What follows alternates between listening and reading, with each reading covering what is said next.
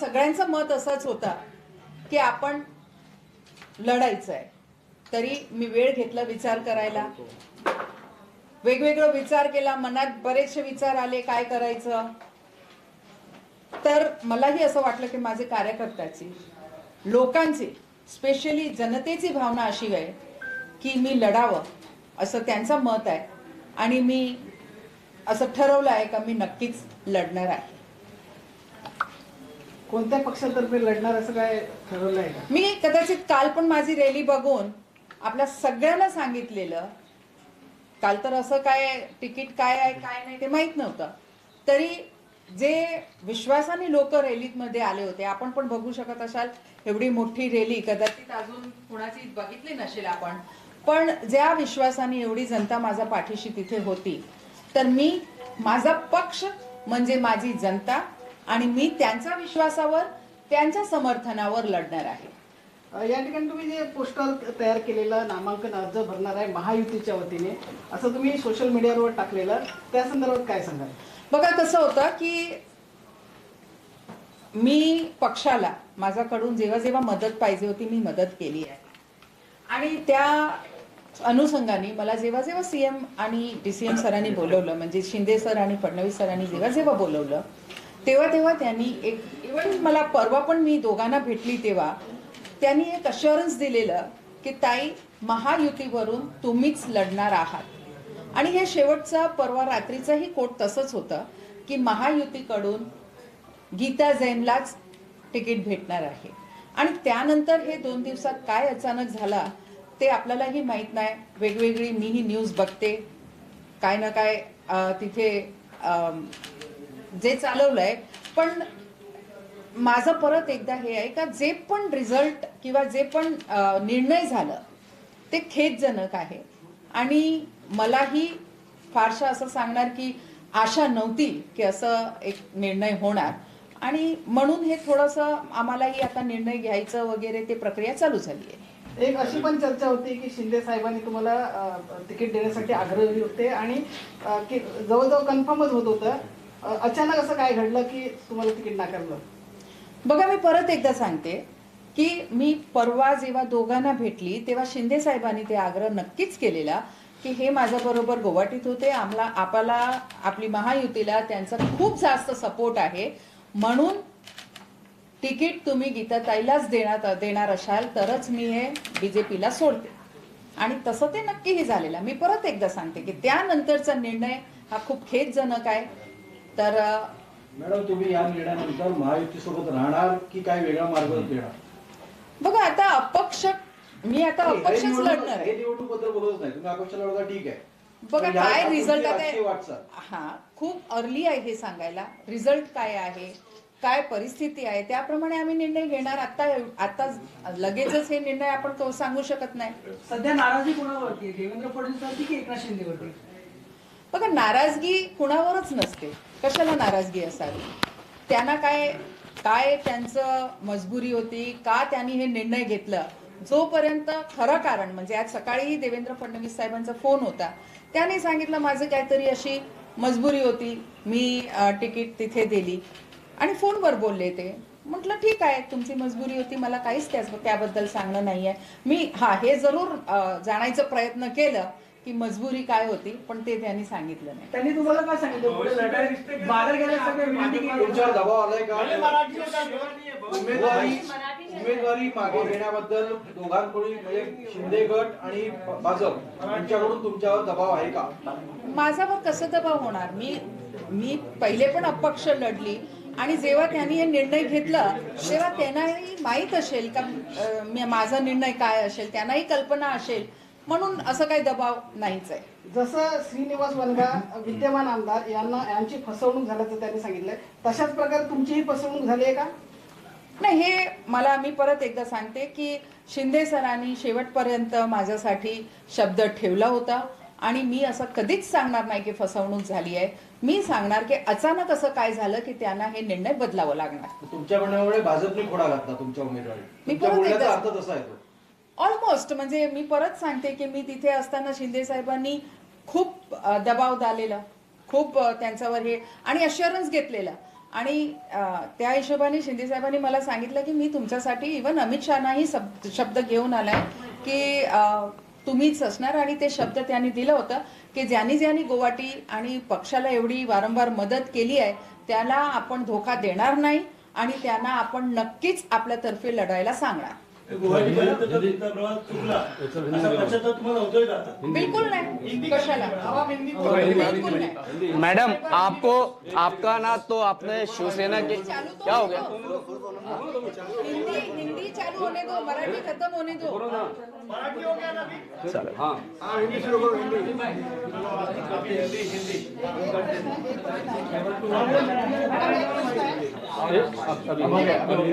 ईमानदारी का परिचय दिया लोगों ने. नमक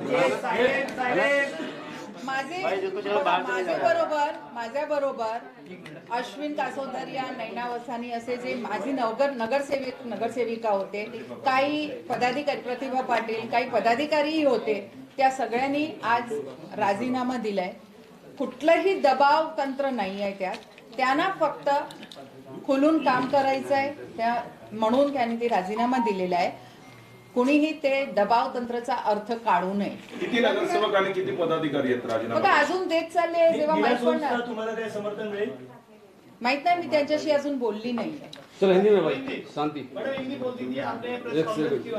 समजा तुम्ही निवडून आले तर कोणाला मदत करा? अरे यार हो गया ना भाई, क्या कितनी बात है अभी तो पूछा ना भाई बस मैडम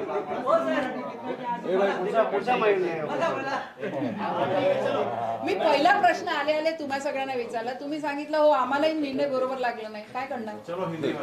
मी सपने नहीं कहा गुरुजी, आप बोलेंगे.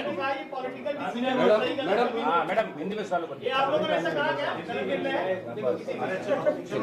देखिए आप सभी को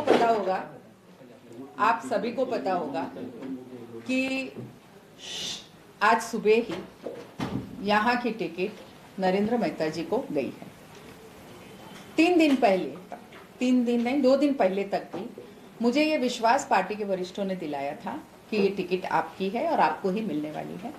इनफैक्ट शिंदे जी और फडणवीस जी जब दोनों एक साथ मुझे मिले तब भी ये बात हुई थी कि क्योंकि आपने पार्टी को समय समय पर मदद की है और इसीलिए हमारा भी ये फर्ज बनता है, जिसने हमें इतनी मदद की है. इवन गुवाहाटी तक मैं पार्टी को सपोर्ट करने गई थी और आप सभी को पता है, और देवेंद्र जी ने भी खुलेआम बोला है कि ये मेरे कहने पे वहां गुवाहाटी गई थी. तो इतना सब मदद करने के बाद कहीं ना कहीं ये एक बहुत खेदजनक निर्णय हुआ है कि ये टिकट मेहता जी को देके, यानी मुझे ना देके, वायदा होने के बावजूद मुझे ना देके वो मेहता जी को दी है. लेकिन शायद ये किस वजह से दी गई है ये मुझे नहीं मालूम. आज सुबह भी फडणवीस जी ने मुझे फोन करके कहा कि कोई मजबूरी थी. मैंने भी उनसे पूछा कि अलग अलग खबरें जो हमारे सोशल मीडिया पे आ रही है तो मुझे आप मजबूरी बता दीजिए ताकि मैं भी लोगों को कह सकूं कि ऐसी क्या मजबूरी थी. पर उन्होंने वो कहा नहीं कि क्या मजबूरी थी. बस उन्होंने इतना ही कहा कि मेरी मजबूरी आप समझ लीजिए और हमें ये निर्णय लेना पड़ा. लेकिन निर्णय बहुत खेदजनक है क्योंकि उन्होंने बार बार मुझसे ये अश्योरेंस किया था कि भाई आप ही लड़ने वाले हैं हमारी पार्टी की तरफ से. अब नियति वापस मुझे वहीं 5 साल पहले लाके जिस मोड़ पे खड़ा किया था, मैं चाहती हूँ कि ये नियति ही है कि फिर चाहती है कि एक बार और मीरा भाईंदर कोई नया इतिहास रखे.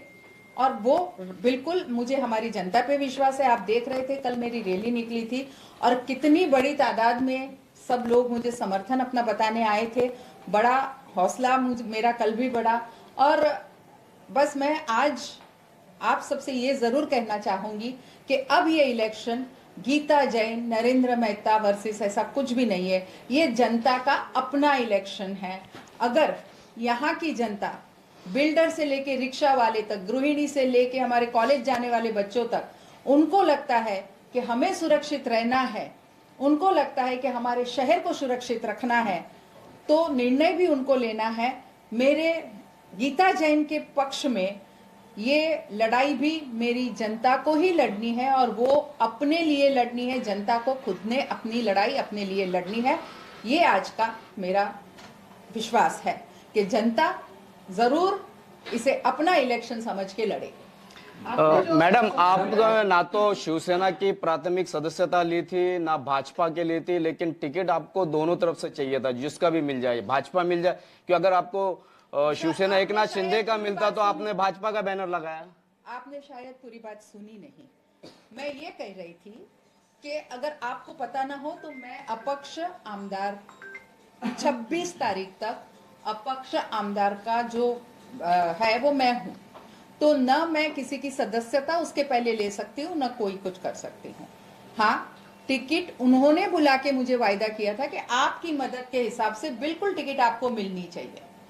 मैडम, क्या सवाल, क्या ऐसा हो गया कि आपने महायुति को समर्थन दिया, मजबूती तरीके से दिया, उन्होंने पूरे अभी लास्ट मोमेंट पे उन्होंने टिकट किसी और को दे दिया, आपको विश्वास में रखा तब तक, ये क्या हो सकता है कि दूसरे को टिकट चला गया? देखिए, मैंने फिर कहा कि बहुत ही खेदजनक ये निर्णय हुआ है। एक बार और भी कही कि उन्होंने कहा कि ये मेरी मजबूरी थी। कुछ सोशल मीडिया में जो अलग अलग खबरें आ रही है, तो मुझे अगर ऐसा कुछ भी हुआ है, अगर ऐसा कुछ भी हुआ है, तो मैं आपसे कह सकती हूँ कि न मैं ऐसे कोई भी व्यवहार में विश्वास रखती हूँ, न मैं उसके लिए मैं लोगों को खुल के कहना चाहती हूँ कि मैं अपनी ईमानदारी के जोर पे लड़ रही हूँ। लोगों ने मेरी ईमानदारी पे विश्वास रखना चाहिए, और बिल्कुल भी जो भी अगर कोई लेन देन की भी बात हुई है तो मैं इसके बहुत खिलाफ हूँ, और मेरी तरफ से ये कभी नहीं होगा। क्या देवेंद्र फडणवीस ने आपके साथ वादा खिलाफी की है और पैसे के व्यवहार में टिकट दे रहे हैं, क्योंकि आपके कुछ समर्थक 250 करोड़ रुपए का आरोप लगा रहे हैं? देखिए, मैंने ये 3 दिन से नैरेटिव सोशल मीडिया पे चल रहा था, मुझे नहीं मालूम। ऐसी बातें अगर होती भी है तो बंद कमरों में होती है, किसी के सामने नहीं होती। कोई दावे के साथ नहीं कह सकता कि ऐसा ही हुआ है, लेकिन ये हमारे कार्यकर्ताओं की भावना थी, हमारे नहीं, बाकी के बिना दूसरे कार्यकर्ताओं की भी आप सोशल मीडिया देखें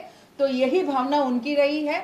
लेकिन मैं फिर भी कहूंगी कि जो भी निर्णय हुआ वो बहुत खेदजनक निर्णय हुआ है। क्या आपके साथ वादा खिलाफी किया देवेंद्र फडणवीस ने? तीसरी बार ऐसा हो चुका है, आप उनके कहने पे बोल सकते हैं ऐसा ही हुआ। मैडम, चर्चा है शहर में कि गीता मेहता की लड़ाई शक्कर मुजफ्फरपुर में जाएंगे, तो इसमें आपके जीत का रोड मैप क्या है? मैं नियति पे विश्वास रखती हूँ। मैंने फिर कहा कि मेरा इलेक्शन जनता लड़ रही है, अपना समझ के लड़ रही है। जो लोक संख्या कल आपने देखी, जो लोगों का सैलाब कल आपने देखा, मुझे लगता है कि किसी भी कैंडिडेट को उतना उत्साह काफी होता है, हौसला काफी होता है, विश्वास काफी होता है कि ये लोगों ने अपना इलेक्शन समझ के अपने वो खुद सब लड़ने जा रहे हैं। बहुत सारे भाजपा कार्यकर्ता अपना जिलाध्यक्ष को अपना इस्तीफा सौंप रहे हैं, आप किस तरह से उसको देख रहे हैं? जी हाँ, उनको ये निर्णय ठीक नहीं लगा, और सभी ने एक ही रीजन दिया है कि हमें ये निर्णय ठीक नहीं लगा, इसलिए इसके विरोध में हम राजीनामा दे रहे हैं। मैडम, आपका धन्यवाद। चुनाव आप लड़ने जाएंगे, चुनाव क्या नीति रहेगी? सर, आज का विषय